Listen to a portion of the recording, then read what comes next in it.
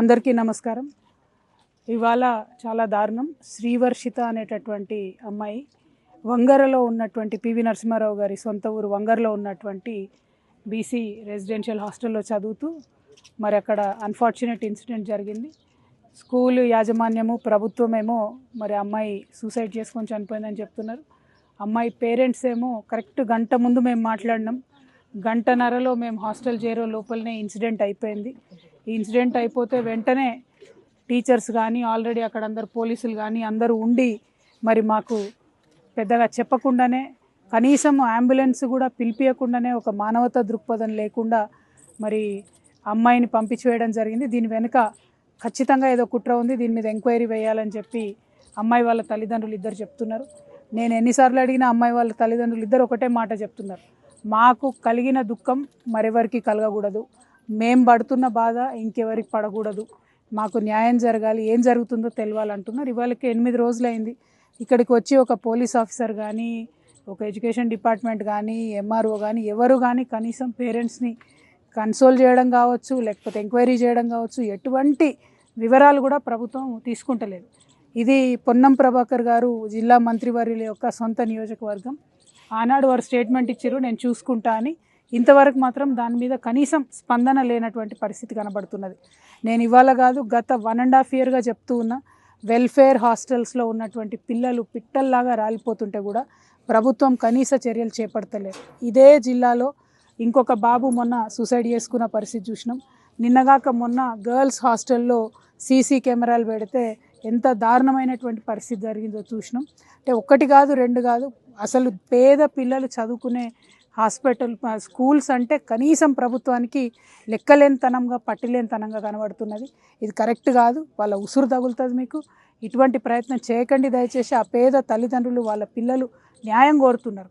ఖచ్చితంగా శ్రీవర్షిత విషయంలో ఏం జరిగిందో ప్రభుత్వం సపరేట్గా ఎంక్వైరీ చేయాలి. మోసం చేయొద్దు, మభ్యపెట్టద్దు. ఎందుకంటే అమ్మాయి చాలా టాలెంటెడ్ అమ్మాయి, ఎప్పుడు కూడా స్కూల్ లీడర్గా ఉన్నటువంటి అమ్మాయి, కలెక్టర్తోని అనేకమైన అవార్డులు పొందినటువంటి అమ్మాయి, జీవితంలో నేను ఐఏఎస్ను ఐపీఎస్ను అవుతా అని గోల్ పెట్టుకొని కష్టపడి చదువుతున్నటువంటి అమ్మాయి. అటువంటి అమ్మాయి చనిపోతే తల్లిదండ్రులకు ఎంత బాధ ఉంటుందన్న విషయం దయచేసి ప్రభుత్వం ఆలోచన చేయాలి. కొంత మానవత్వాన్ని దయచేసి ప్రదర్శించమని నేను ప్రభుత్వాన్ని డిమాండ్ చేస్తూ ఉన్నా. ఇది విమర్శ కాదు, రాజకీయాలు కాదు, ఏది కాదు. ఎందుకు పిల్లలు చనిపోతున్నారు, వాళ్ళని చనిపోకుండా ఆపలేమా? దయచేసి ఇది ఒకటి ప్రభుత్వం ఆలోచన చేయాలని చెప్పి నేను కోరుతున్నా. ఖచ్చితంగా న్యాయం జరిగేంత వరకు తెలంగాణ జాగృతి శ్రీవర్షిత పేరెంట్స్కి అండగా ఉంటుంది. ఇటువంటి అనేక మంది పేరెంట్స్ ఉన్నారు, వారందరికి కూడా అండగా ఉంటామని తెలియజేస్తూ మంత్రివర్యులు తక్షణమే స్పందించాలి, ఎంక్వైరీ చేయాలి, స్పెషల్ ఎంక్వైరీ చేయాలి, ఏం జరిగిందో ఖచ్చితంగా బయట పెట్టాలి. Thank you. జై తెలంగాణ.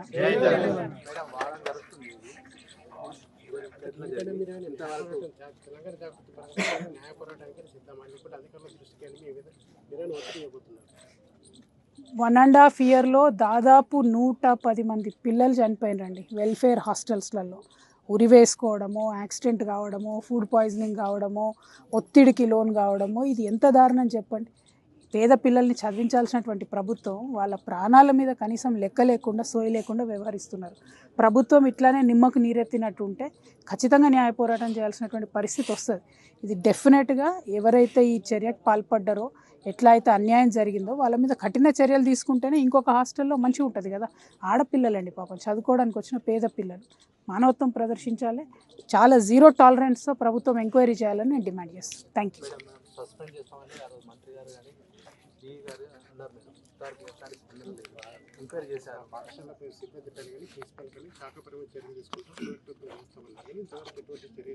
ఎగ్జాక్ట్లీ నేనేమంటున్నా అంటే ఈ అమ్మాయి హిస్టరీ, అమ్మాయి అకాడమిక్స్, ఆమె టాలెంట్ ఇవన్నీ చూస్తే మాత్రం ఆ అమ్మాయికి బాగా ధైర్యం ఉంది. సూసైడ్ చేసుకునే పరిస్థితి కనబడతలేదు. గంట ముందు పేరెంట్స్కి ఫోన్ చేసింది. ఆ గంటన్నరలో ఏం జరిగిందన్నది తెలియాలంటే స్పెషల్ ఇన్వెస్టిగేషన్ వేయాల్సిందే. ఒక సిట్ వేసి దర్యాప్తు చేయండి. ప్రత్యర్థుల మీద, ప్రతిపక్ష పార్టీల మీద సిట్టులు వేయడం కాదు. పేద పిల్లలు చనిపోతుంటే ఎందుకు జరిగిందన్నది ఎంక్వైరీ చేయండి. ఆ ఎంక్వైరీ చేసినాక సస్పెండ్ చేస్తారా, పోలీస్ కేసు చేస్తారా ఏందన్న తర్వాత తేలుతుంది. కానీ ఎంక్వైరీ మాత్రం చేయాలని చెప్పి ప్రభుత్వాన్ని డిమాండ్ చేస్తాం.